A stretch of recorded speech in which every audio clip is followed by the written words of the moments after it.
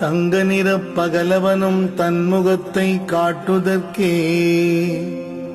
முந்துகின்றான் கீழ் திசையில் முன்னிருந்த இருள் விலக சிங்கமுக நரசிம்மன் சினம் தணியச் செய்தவனே சிறப்புடனே பலர் வாழ ஸ்ரீ சரபநாதா கண்மலர்வாய் சிறப்புடனே பலர் வாழ